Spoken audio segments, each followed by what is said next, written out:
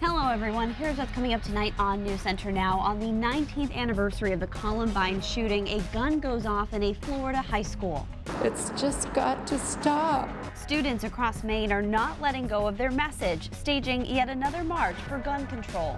Her baby only lived for 4 days before the mother was forced to say goodbye. Now she needs help getting her son back home. And he meant the whole world to me today. From Kennebunkport to Houston, so many called Barbara Pierce Bush a friend. Today they gather to pay their final respects. this is News Center Now.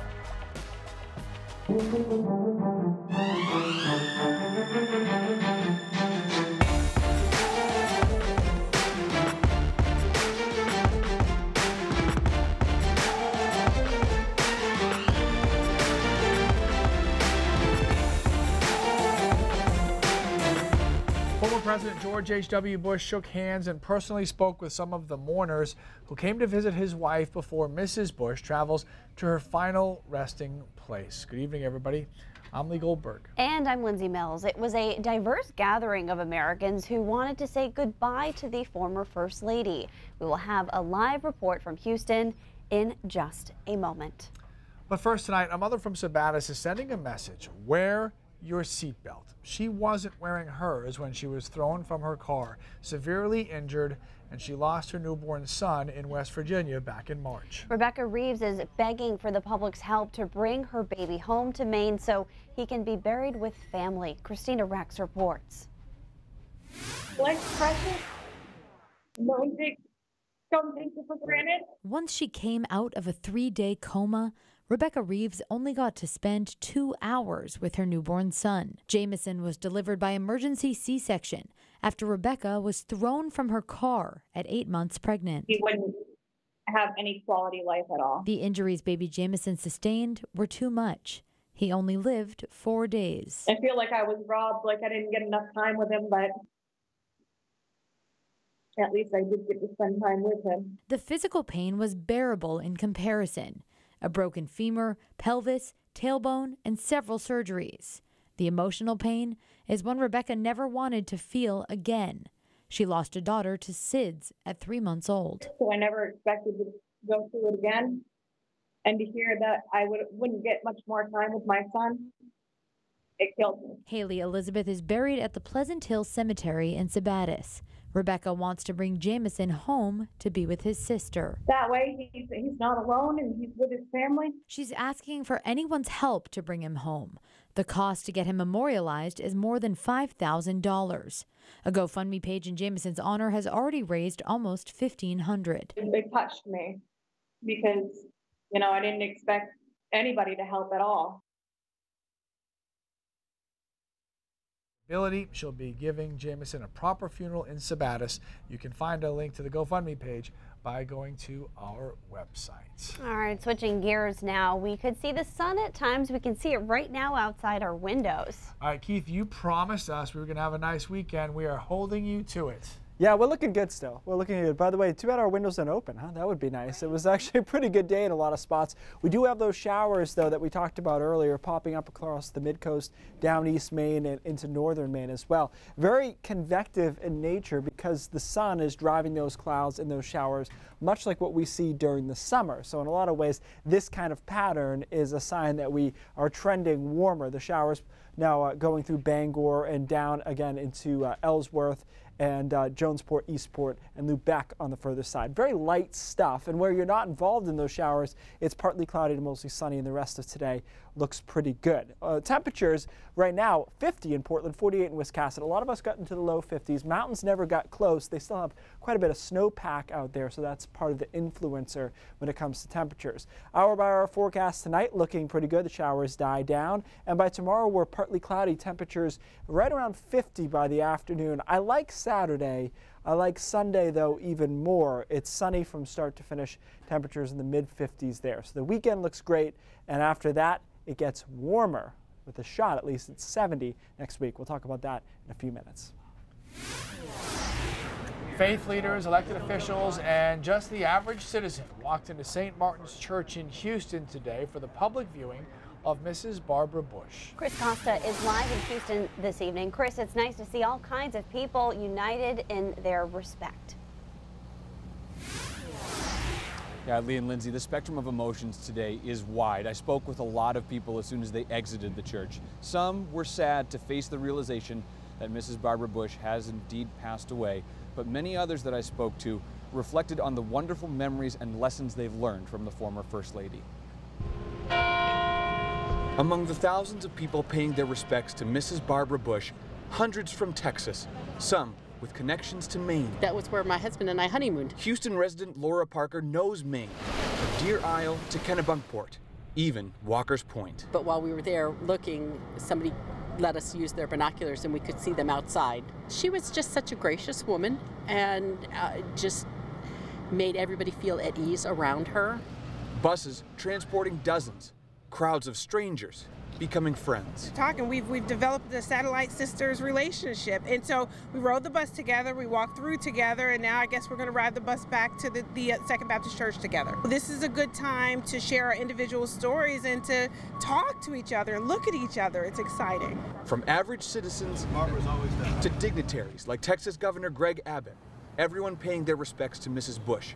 Stories of the enforcer, echoing the sentiments from people in Maine, a tough woman filled with compassion. And they're very average people.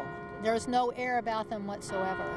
The grace of the former First Lady reflected in today's ceremonies. Very serene, calm, just, it was beautiful. Now, the public visitation continues here until midnight tonight. Everybody who walked out of the church today got one of these, a token from the family thanking them for their prayers and friendship.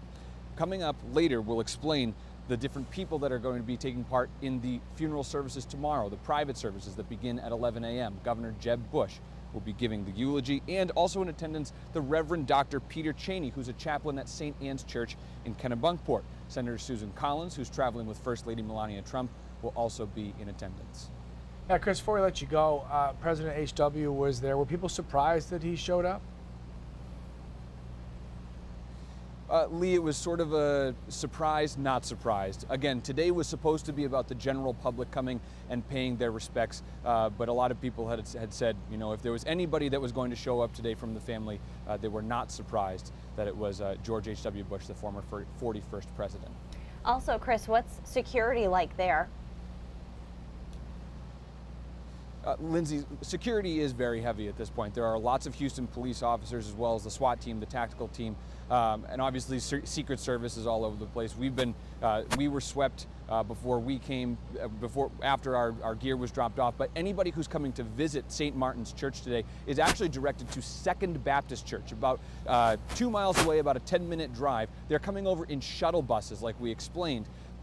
Back at the Second Baptist Church, that's where they go through the security sweep, and then they're allowed to come over to St. Martin's. They're not allowed to drive up or walk up. And Chris, we know that everything in Texas is big. The lines must be really big as well as everybody waits to have a chance to pay their respects.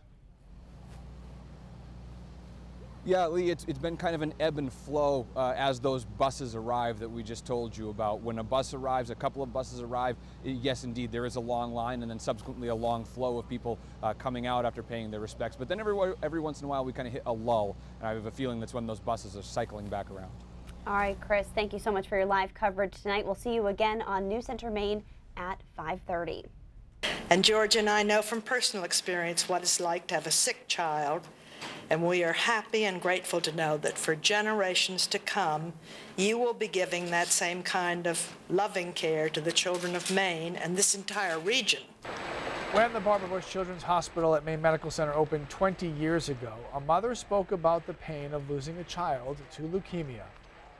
And Robin Bush passed away at just 4 years old. When her mother passed earlier this week, a drawing of their imagined reunion in heaven touched so many, including members of the Bush family. Yeah, the artist tells reporter David Gonzalez that he is in absolute awe by the reaction to his work. It's a simple yet powerful drawing of Barbara Bush following her death. Mrs. Bush about to embrace her daughter Robin for the first time in heaven. The little girl running toward her mother saying one word, Mama. Robin died when she was 3 years old after a battle with leukemia. For all the great things that happened in her life, you know that had to be that one just burning little piece of pain that was now healed. Marshall Ramsey wanted to create a drawing other cartoonists wouldn't come up with. Once the cartoon was posted, it took on a life of its own, even reaching members of the First family. Within an hour, Jenna Bush Hager had put it on her Instagram, and from that point, it was just on fire. I mean, went everywhere. Jeb Bush Jr. also posted it on Twitter. The cartoon has been well received across the country. Many have shared the image on social media. Others connected with the drawing over their own tragic losses. Where this thing really started taking off in a different direction was I started getting messages from parents who'd lost a child. And they were like, you know, this gives me hope I'll get to see my child. Ramsey says the Bush family has reached out to him to thank him. Who'd have thought that a cartoonist in Jackson, Mississippi, of all places, would be able to touch one of the most important families, you know, in the United States history. Standing for Houston, David Gonzalez, KHOU 11 News. And the Children's Hospital that bears her name is just one example of Mrs. Bush and her mark on this community. Tonight, we will take a look back at her life and how much she meant to so many people. Amanda Hill and Pat Callahan will host a First Lady's Legacy.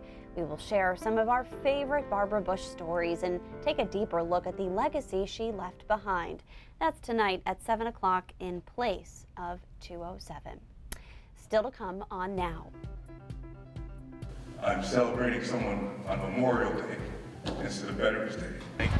Suicides are the leading cause of firearm deaths in America, and gun control advocates say that has to stop. DJ and electric dance music producer Avicii died today, according to his publicist. He was 28 years old. The Swedish-born musician was known for club hits like Levels and Wake Me Up. He retired from live performances 2 years ago to focus on creating music and his personal life. Throw out your romaine lettuce. That is the message from the Centers for Disease Control. The top doctors say the E. coli outbreak is nationwide. People in 16 states have fallen ill so far. The CDC says it is not worth the risk, so do not eat that lettuce. Buddy, are you chasing the truck? What are you doing? What are you doing? I'm not a turkey. No, I'm not a turkey, buddy. I know. You're gonna get run over. Yield for turkeys. Today's That's So Maine moment comes from Manchester. Lisa says this turkey wasn't aggressive at all. The bird was just very interested in what was going on, apparently. And Lisa was very careful of the tires and maintained her distance. That is so great. We are getting more and more of these every single day. We love them, actually do. So keep them coming. You can send them to us at asknow@newscentermaine.com or just post them on our Facebook page or Instagram pages. Use that hashtag, That's So Maine. That way we can find it easily. That was a great video. And uplifting on a sad turkey's news day. Happy. Yeah, that made me smile. So that was great. All right, so for months now, we've had rain boots and umbrellas on standby, but can we swap it for some sunscreen? Maybe. The forecast is coming up. Lee, you should wear sunscreen every day. It's important. Police say a student was shot in the ankle this morning at a high school in Ocala, Florida. Witnesses say a classmate fired the gun, then dropped the weapon and tried to hide. The shooter is in custody, but police have not yet said if it was an intentional attack. 19 years ago today, 12 students and a teacher were killed at Columbine High School in Colorado.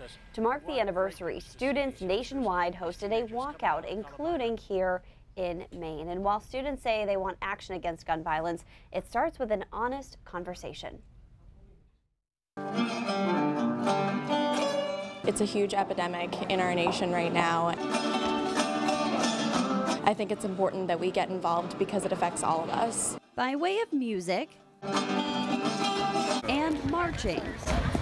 The gun violence debate taking center stage at the University of Southern Maine, starting with a walk-in where students like Omar Andrews say more can be done to stop suicide by firearms, which accounts for 60% of gun deaths in America, according to the CDC. Andrews is also a Marine Corps veteran. An average of 20 veterans take their own lives every day, according to the U.S. Department of Veterans Affairs. That means I'm celebrating someone on Memorial Day instead of Veterans Day.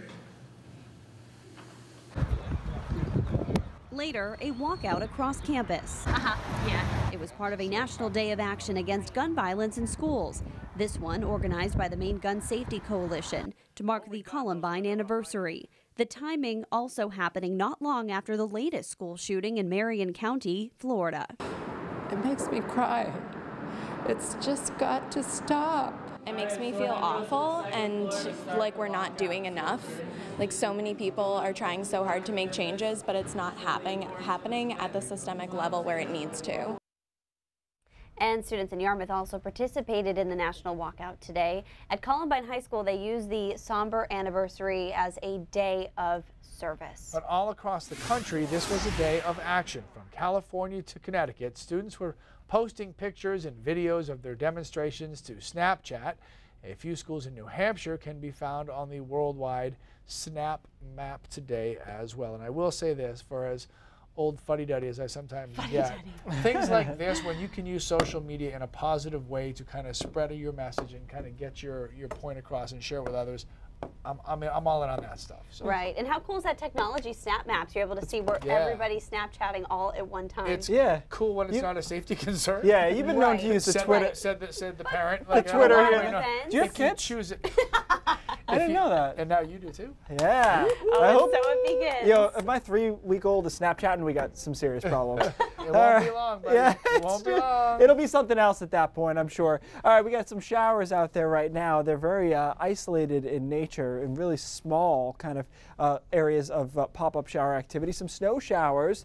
Saw some pictures out of the Carrabassett Valley area of snow showers there not long ago. So kind of amazing the pattern that we're in still, but we're going in the right direction over the next few days. These showers die down overnight tonight because they're driven by the instability of the sun. So once the sun goes down, the showers go with it. That happens a lot in the summer, of course, when showers are 3, 4 o'clock and then they die down through the evening. Tomorrow starts off in the mid and upper 30s. We end up with a good-looking day on Saturday, partly cloudy. Temperatures right around 50 degrees in most spots. I like Saturday, but I like Sunday even more as it's sunny from start to finish. Take a look at this. You really don't see any clouds on the predicted future radar. And look at the temperatures in the mid-50s by Sunday afternoon. So I do think Sunday's better, but both days are going to be nice. And we just kind of keep it rolling right into Monday. Temperatures get even warmer under mostly sunny skies. High pressure is the reason for all of this. High pressure keeping storms away. So one storm departing here. The next storm system coming in to Denver will have a really hard time getting here because of this ridge. So watch this ridge slide over us on Saturday, Sunday, Monday and Tuesday, and basically it's a bit of a force field protecting us from the storm to the south until it finally moves out on Wednesday, and that storm is allowed to move in on Wednesday afternoon. But there'll be a 4-day stretch of dry weather, which, by the way, got me thinking, how long has it been since we had 4 days in a row without any precipitation? And I had to go back to February 12th through the 15th to find 4 days without any precipitation. Over 60 days ago since the last time we strung together this many nice days in a row. It's not that high of a threshold, but it's Maine and winter and spring. Forecast highs on Tuesday will be the warmest of the week. I think we have a shot at 70 in Augusta, Sanford, Freiburg, into Sebago, even Windham, but as you get to Portland and Wiscasset, temperatures cooler and much cooler over Rockland, Bar Harbor, and probably if you go out to Lubec on Tuesday afternoon, it'll be 50, 49 degrees. The sea breeze, a major factor in the forecast. But that is, of course, a sign of spring. So there it is, 4 days in a row without any precipitation, which is just a normal week in some parts of the country, but not around these parts. Rain moves in on Wednesday into Thursday. It is just a rain event, though, even in the mountains, and then partly cloudy on Friday. The overall pattern doesn't look too bad after that either, so that's good. We finally get into a nice stretch of weather that we can hang our hat on for a while. I'm liking the looks of Tuesday. That's just where my eyes go. Tuesday's the day if you like the feeling of it being legitimately mild. That's the best day. I'm actually on the road all day Tuesday, but I'm going to Camden and Booth Bay. Yeah. That's the day to do that, right? I did, and it just worked out that way. Yeah, okay, do you need a photographer? I'll go with you. Bring a jacket, though. All right, Keith, thanks so much. Here's Pat Callahan now with a preview of what's coming up at 5:30. Hey, Pat. Hi, Lindsay and Lee. Police in Auburn say an incident at a teenage gathering got out of hand. A security guard says he was kicked and punched by patrons. There were other injuries listed as well. News Center's Don Carrigan will give us a look at the disturbing security video. Also ahead, taking a day to take care of the earth. Volunteers working to reverse the damage done by littering and pollution. We will have much more coverage from Houston, Texas on the public viewing for the former First Lady Barbara Bush. News Center's Chris Costa is there. All that and more coming up on News Center at 5:30. All right, Pat, thank you very much. Before we take a break, we want to take a look at our Facebook Live feed right now where we're talking to you guys. So if you're not part of our conversation, please join us. A lot of you excited about the weather. Fred is ready for nature walks and taking pictures and cannot wait for the warm weather to get here. And then we have Jennifer who said she cannot wait for the daffodils to come up and be front and center. I think everybody's looking forward to the flowers getting here. And then there was another Jennifer who said it's going to be nice and sunny this weekend. And then we had Lisa who said, I know spring is here because so are my allergies. That is very, very true. We're back right after this with Raindrops. All right. Control yourself over here. We're on TV. We gotta get down to some raindrops. Hey, raindrops. Okay, so I wanted to talk about this word. You've probably heard a lot about this lately, clean coal. And first, let me just say this has been popularized by Donald Trump, but clean coal was something Obama talked about and back to Bush as well. So let's just talk about what coal, the problems are with coal. Of course, you've got CO2 pollution, but in addition to that, you've got all these tons of what's called PM 2.5 pollution, which is tiny particulate matter that gets into people's lungs. And this is a big problem. Worldwide, 3.4 million people die from that type of pollution. Now, it's not exclusively from coal, but coal is a big producer of it. So what clean coal, the idea is that they capture some of the carbon and try to put it back in a storage tank in the ground. So they're trying to get rid of some of the CO2, some of the particulate, and put it in the ground and store it. The issue is there are other problems with coal burning, and one of them that I didn't know about until today is mercury. You know how you hear don't eat too much fish because it's mercury? Well, guess where the fish get it, actually? It's from fossil fuels being burned. It goes up into the clouds, comes down in the rain, into the water, into the algae, into the fish, onto your plates. So even if you're able to capture some of this matter and some of this carbon, you still have problems with coal. And I think one of the biggest things is everybody wants people to keep their jobs. And the coal industry has become a little bit of a rallying point in some cases. But the actual amount of coal mining employees, it's actually now down into the 50,000 range, is relatively small. And if you look at renewable energies, there's a lot more opportunity there. So, of course, if this is your job, it doesn't help you. But I think we need to look in other directions for fuels in the future. Is it bad I'm still craving sushi for dinner tonight? It's still delicious. News Center 5:30 starts right now.